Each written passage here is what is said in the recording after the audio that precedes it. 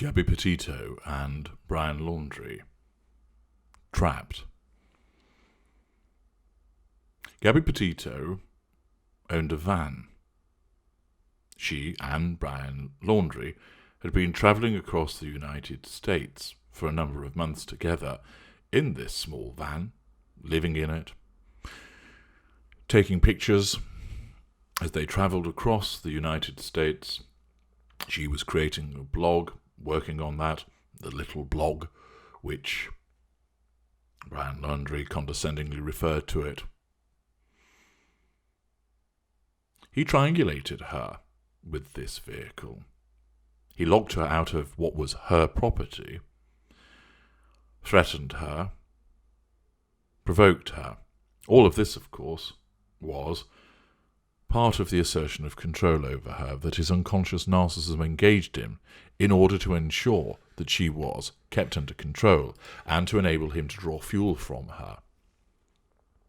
As I've explained in previous videos, he knows what he's doing in terms of making her get upset, but he believes that he's justified in doing it because his narcissism tells him that she has done something to merit the behaviour, that she is hysterical, that she is a whinger, that she's selfish, that she spends too much time working on the blog, and that he has done her a favour by travelling with her, yet all she wants to do is take pictures of views and pictures of herself and write on her stupid little blog. And therefore it's only right that he points this out to her.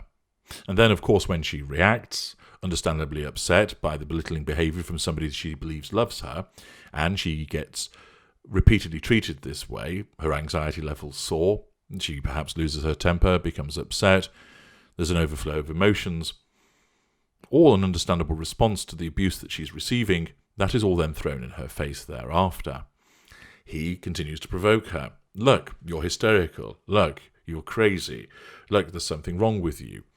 Why can't you regulate your emotions? I'm going to walk away.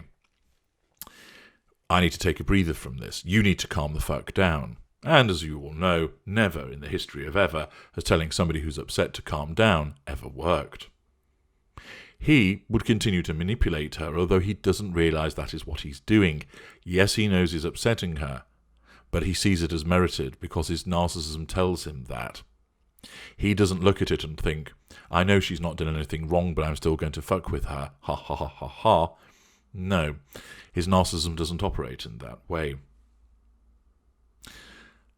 The van was home, workspace,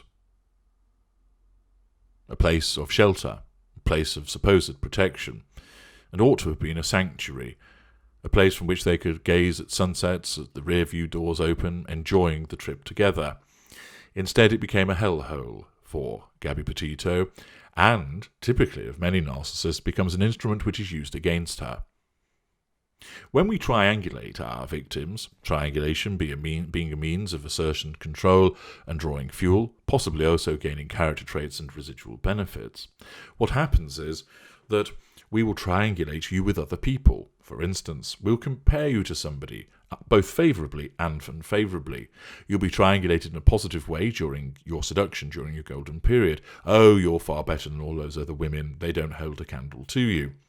Thereafter, you will notice perhaps that your boyfriend talks a lot about Rebecca from the office, sometimes praising her, talking excitedly about the projects they're working on, because you're being triangulated with her. In some instances, the lack of favour is potent and noticeable. The narcissist, for instance, explains, why can't you be more like Angela? You should take a leaf out of her book. Look at her. You don't see her putting any weight on, do you? She keeps herself trim. Why can't you do that? So there's triangulation with people. We triangulate you with places, with events, and we also triangulate you with objects. A common one is the mobile telephone, but that's something to talk about on another occasion, and indeed there was some triangulation by Brian Laundrie with regard to the phone, as he tried to take the phone away from Gabby Petito. But here, there was triangulation with the van. He locked her out of her van. He will have treated it as his own property, Because of the absence of boundary recognition and a sense of entitlement as a narcissist, that is what he has done. Narcissists, we will invariably use a motor vehicle against you. And I'm going to provide you with some further insight into how a narcissist can use the motor vehicle and driving against you. And it's doubtless that Brian Laundrie will have used some, if not many, of the techniques that I'm going to refer you to for the purposes of provoking, belittling, invalidating, triangulating Gabby Petito in order to assert control over her and draw fuel from her. Talking about the van in itself, behaving in a particular way whilst in the van, driving in a particular manner. I cover all of these. Originally, what you're about to hear next was one of my videos called Manipulation Trapped, and explains how we use a motor vehicle and driving for the purpose of triangulating you with that in order to assert control over you and draw fuel. But it's occurred to me that it was apt to segue that particular video with this explanation, so that those of you who are interested in the Gabby Petito case can understand more about what will have gone on between the interaction between Gabby Petito and Brian Laundrie as they travelled cross-country in this van. As I explained in the analysis of the bodycam footage, Gabby Petito found herself in the sustained devaluation as the intimate partner primary source of the narcissist. She will have received repeated devaluing behaviours, and many of them will be in the manner by which you're about to hear from the video Manipulation Trapped. Listen, it'll aid your understanding, and I'll also invite you to access my vast library of material. Those of you who are interested specifically in this case will learn yet more about the behaviours, mindset and characteristics of Brian Laundrie by accessing my extensive volumes of material, and also the impact upon Gabby Petito. So, coming up is Manipulation Trapped, to enable you to understand what else Gabby Petito had to contend with regard to the way that Brian Laundrie would use the van and driving against her. Manipulation. Trapped. Control. We need to control everything around us. This must be done so that we can obtain fuel, character traits, residual benefits. This must be done because the natural paranoia of the narcissist necessitates the assertion of our will around us before they can challenge our control, and undoubtedly with catastrophic consequences. Only by asserting control can we be sure and satisfied that the order of things will be as we require it to be. Remember that this need for control is understood and is aware when you are dealing with a greater or an ultra. And when you're dealing with a lesser or mid-range narcissist, as most of you will be, they are unaware of this need for control, but it is very much there.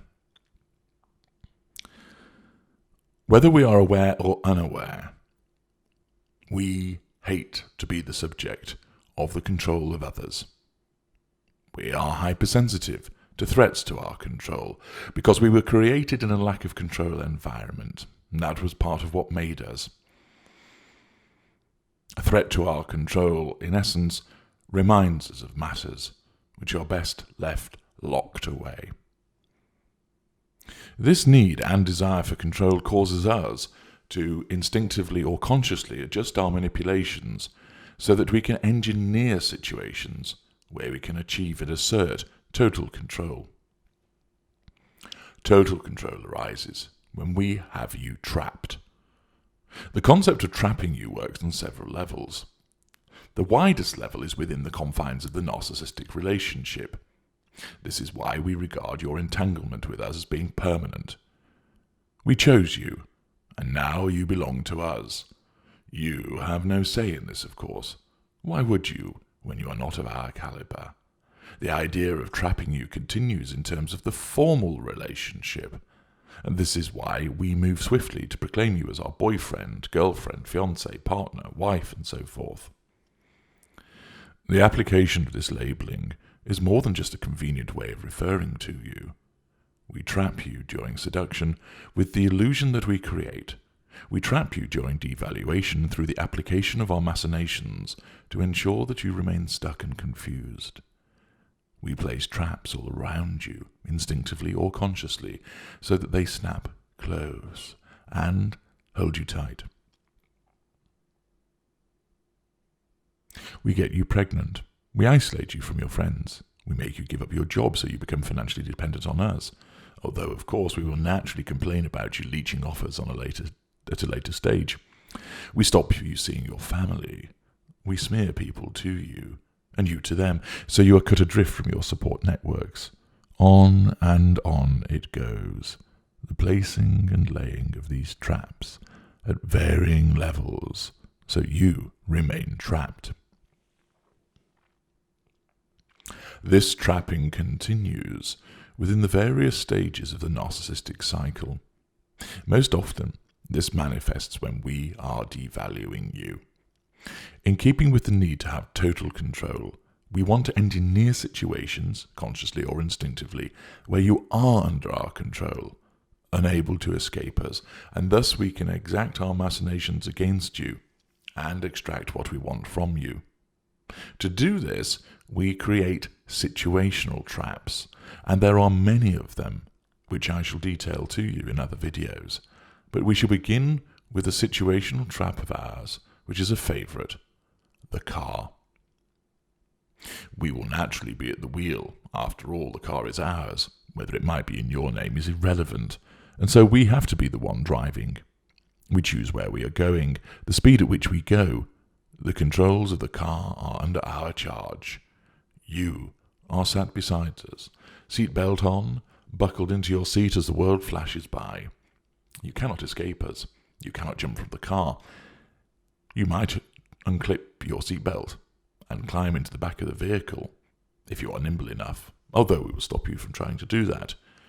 You are in the hot seat, right next to us, and we know it.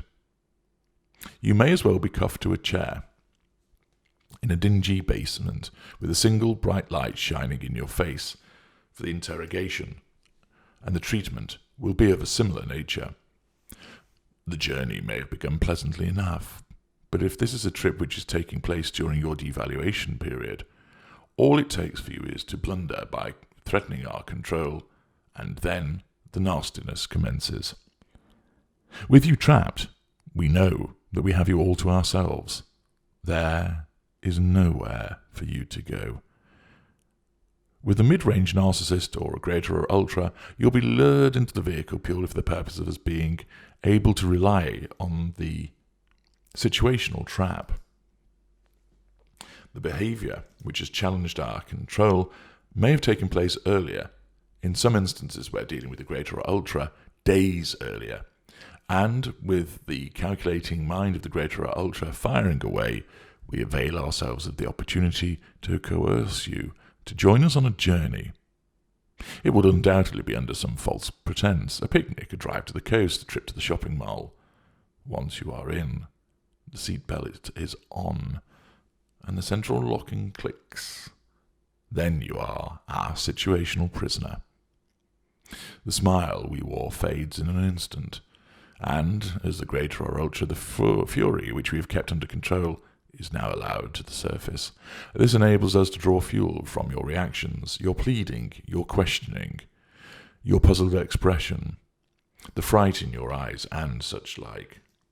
We may well have placed your bag in the boot, the trunk, which contains your phone, so you cannot call anybody. If you try to reach for your phone, it will be snatched from you and thrown to one side, quite possibly actually from the moving vehicle, as we ensure that you remain isolated and trapped. You cannot go anywhere. There's nobody to ask for help. You cannot move out of this confined space.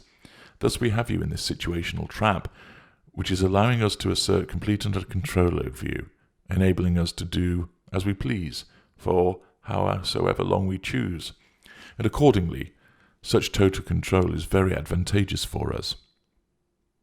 When we have you to ourselves in this manner, so begins your devaluation, which is, of course, instinctively or consciously designed to ensure that you remain subjected to our power and that you provide us with fuel.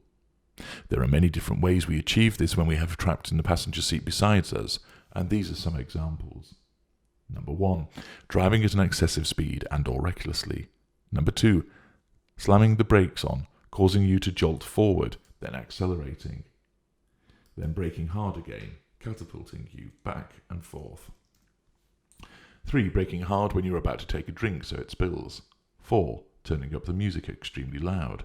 5, cross-examining you relentlessly about something you have done or not done. 6, administering a silent treatment. 7, telling you at the outset of the journey that we are going somewhere and driving in a completely different direction or past the destination and refusing to explain where we are going.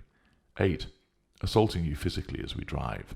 9, driving at night in an unlit area and switching the lights on and off. 10, swerving violently over the road, overtaking at dangerous places. 11, repeatedly insulting you. 12, shouting at you. 13, poking you as we question you. 14, driving into the middle of nowhere in silence, save for a baleful glare that we keep giving you. 15, threatening to drive us both off a cliff and heading towards such an area. 16, threatening to throw you from the car whilst it is moving. 17, circular conversations. 18, lengthy monologues about ourselves, which have you bored to tears. The effect of this behaviour will vary in intensity. Sometimes it is purely to frustrate you because we have not gone to the place that was promised. On other occasions, it is to allow us to talk at you and question you, so you are made to feel bored or uncomfortable. Then again, the nastiness and intimidation is increased, whereby the intention is to terrify you and have you scared witless. Having behaved in this manner and left you terrified, shaking and scared, we may well purposely drive you into an area where the traffic is slower, and there are other cars around to test you, to see if you try to escape us or attract attention from somebody else. We will be waiting for you to test our control, and if you do, there will be further repercussions. Again, understand, such testing is done in a calculated way where greater or ultra, or instinctively where mid-range or lesser. Repeated applications of this behaviour will eventually condition you to the point that you dread being told that we are going for a drive. And therefore, just saying that allows us to assert control and draw fuel from you. Since you have come to know only too well that it is far more than just going for a drive, it is in effect placing you in a cell right next to us, a cell from which you are unable to move or escape, and thus we can apply our twisted machinations against you, all in the name of asserting control and gaining fuel. You are trapped, and it is to drive you insane.